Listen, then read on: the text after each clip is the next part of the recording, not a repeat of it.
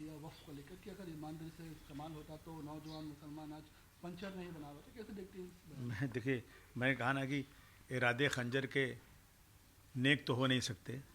जिसने शुरू से मुसलमानों की हर चीज़ में मुखालफत की है, अगर मुसलमान गरीब है पंचर बनाता है तो आपने कौन से मुसलमानों को टिकट दे दिया, कौन से मुसलमानों को एमएलए एमपी बना दिया, कौन से मुसलमान को मिनिस्टर बना दिया? मुझे बताइए ना। क्या आप तो एकदम बिल्कुल दूर रखते हैं। इवन उसके बाद गाय बैल के नाम पर कितने मुसलमानों को मार दिया, जबकि आपके इसी देश के अंदर राज्य में गाय और बैल की स्लॉटरिंग कहीं आप अलाउ कर देते हैं, कहीं गाय के बैल पर मार दिया जाता है आदमी को। आपने हर मंदिर के नीचे मस्जिद ढूंढ रहे हैं, मस्जिद के नीचे मंदिर ढूंढ रहे हैं आप लोग। मैं कहना चाहता हूं कि अगर आप कह रहे हैं कि मुसलमान पंचर बना रहा है, वो गरीब नहीं रहता, तो मेरा एक ही सवाल है कि मंदिर की ज़मीन सिर्फ साउथ इंडिया में 4 स्टेट में 10 लाख एकड़ है। कितनी? 10 लाख एकड़। देखिए, तमिलनाडु में 4,47,000 ज़मीन, आंध्र प्रदेश में 4,65,000, तेलंगाना में 87,000, तिरुपति मंदिर की ज़मीन 723 एकड़ ज़मीन है। सब मिला के 4 स्टेट में। अब 24 स्टेट बाकी है। पहले बताइए वहाँ कितनी ज़मीनें हैं, और क्या इन ज़मीनों से आपने गरीब हिंदुओं की हालत सुधार दी? क्या आज गरीब हिंदू स्लम में नहीं है? क्या गरीब हिंदू परेशान नहीं है? आपने उनको सुधार दिया क्या? आप ये सब चीज़ें जो है ना, ये सिर्फ़ और सिर्फ ज़बानी बोलना आपका है। आप जो है मुसलमानों के साथ कोई अच्छा नहीं। अगर आप मुसलमान पंचर बना रहा है, आपकी उससे हमदर्दी है, तो राजेंद्र सच्चर कमेटी थी, रंगनाथ मिश्रा कमेटी थी, रहमान कमेटी थी, सारे IAS अफसर, सारे सुप्रीम कोर्ट के जजेस ने सारे देश का दौरा करने के बाद ये कहा कि मुसलमानों के हालात इस देश में कहीं कहीं दलितों से भी ज़्यादा ख़राब है। इनके यहाँ लाइट नहीं है, पानी नहीं है, एजुकेशन नहीं, स्कूल नहीं, इनकी तकलीफ़ें हैं। तो आपने रिजर्वेशन दिया क्या उनको? आपने दिया नहीं आज तक। और आपने जो मिला हुआ था, ज़माने से चला आ रहा था, हज का सब्सिडी, वो भी छीन लिया और कहा कि इस पैसे से है जो है बच्चियों का हॉस्टल बनेगा, बच्चियों के लिए पढ़ाई का। क्या हुआ आज तक? ये सारे के सारे सिर्फ़ और सिर्फ मुसलमानों की ज़मीन छीनना है, उसके इबादत गाहों को छीनना है, मुसलमानों को परेशान करना है, और आगे देखिए क्या क्या होता है।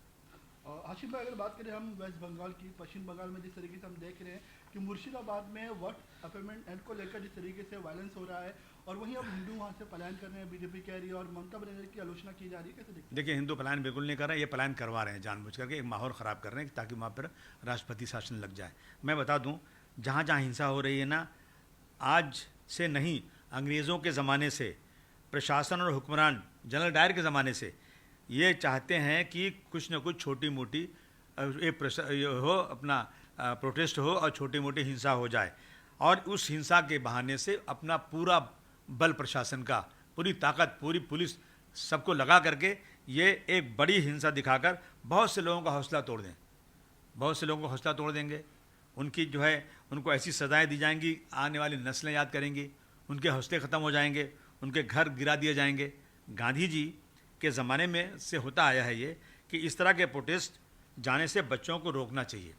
इसका उल्टा मतलब लोग निकालेंगे कि अबू आसिम ऐसा बोल रहे हैं, लेकिन देखिए, आप एक पत्थर मारोगे, वो गोली मारेंगे, आप जेल जाओगे, ज़िंदगी तबाह हो जाएगी। गांधी जी की किताब में लिखा हुआ है, प्रोटेस्ट ऐसा करो कि उस प्रोटेस्ट से जालिम के जुल्म को एक्सपोज करो, लोग देखें कि आपका प्रोटेस्ट जो है किस जुल्म के ख़िलाफ़ है, और लोगों के ध्यान में आए कि ये प्रोटेस्ट लोगों का, इनका अच्छा प्रोटेस्ट है, लोग उसमें शामिल हो जाएं। आपके साथ दूसरी कौम के लोग जो रह रहे हैं, आपके बगल में रह रहे हैं, आपके पड़ोसी हैं, उनके दिलों में मोहब्बत पैदा होना चाहिए इस प्रोटेस्ट से। कोई ऐसा काम ना करे कि प्रशासन को हिंसा करने का मौका मिल जाए। जब आप रोड बंद करेंगे, टायर जलाएंगे, तो प्रशासन पलट कर आपके साथ आपको सजाएं देगा।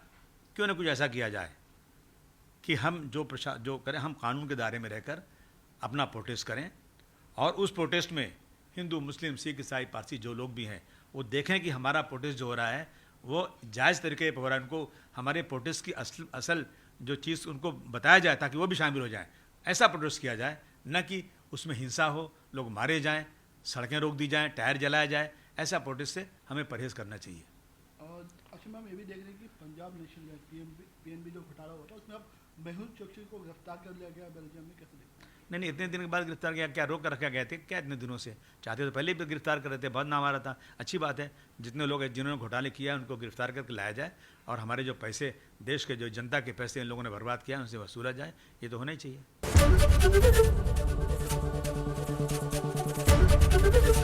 एबीपी गंगा, खबर आपकी, जुबान आपकी।